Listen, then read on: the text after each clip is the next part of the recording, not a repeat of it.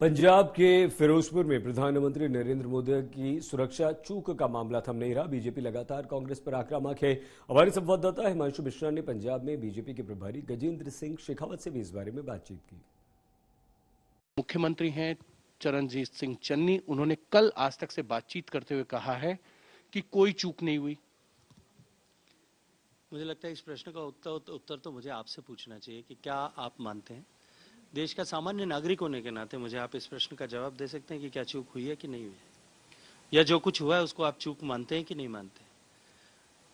पंजाब की सरकार और सरकार जिनके इशारों पर काम कर रही थी वो कांग्रेस आलाकमान इस पाप के बोझ से कभी मुक्त नहीं हो पाएंगे। देश की नज़रों में, देश की जनता, सामान्य मानवी के नज़रों में प्रधानमंत्री जैसी संस्था, और जिस देश ने दो प्रधानमंत्री इस तरह से खोए हैं, उस देश की जनता कभी इस कृत्य के लिए माफ तो नहीं करेगी। सर, लेकिन चन्नी ये भी कह रहे हैं कि कांग्रेस की अध्यक्ष सोनिया गांधी ने उन्हें कहा है कि जो भी दोषी है उनके खिलाफ कार्रवाई होनी चाहिए, उनको बर्खास्त किया जाना चाहिए। चलिए, ऐसी सद्बुद्धि अगर आई है और उनको दी है और वो इस पर काम करते हैं तो निश्चित रूप से कहीं ना कहीं अपने इस पाप का प्रायश्चित वो कर रहे होंगे। लेकिन विषय इससे समाप्त नहीं हो जाता कि इसके दोषी कौन है। अंततः इसके दोषी जो है कांग्रेस पार्टी और कांग्रेस पार्टी के आलाकमान हैं, जिनकी नरेंद्र मोदी जी के प्रति घृणा है। वो नरेंद्र मोदी जी इस स्थान पर न रहें, इसके स्वप्न रात्रि में भी शायद देखते होंगे। चन्नी ये भी कह रहे हैं कि उन्होंने इस घटना के बाद प्रधानमंत्री से संपर्क साधने की कोशिश की है, प्रधानमंत्री उनके फोन पर नहीं आ रहे हैं।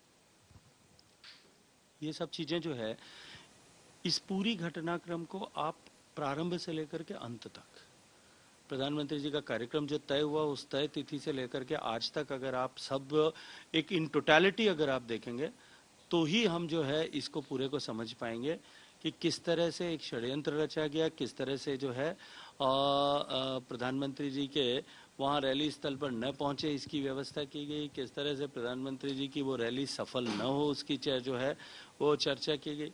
बार बार कांग्रेस के नेता एक स्क्रिप्टेड स्टोरी पर जिस तरह से सारे नेता बोल रहे थे कल कि रैली में लोग इकट्ठे नहीं हुए, इसके कारण से जो नहीं आ पाए।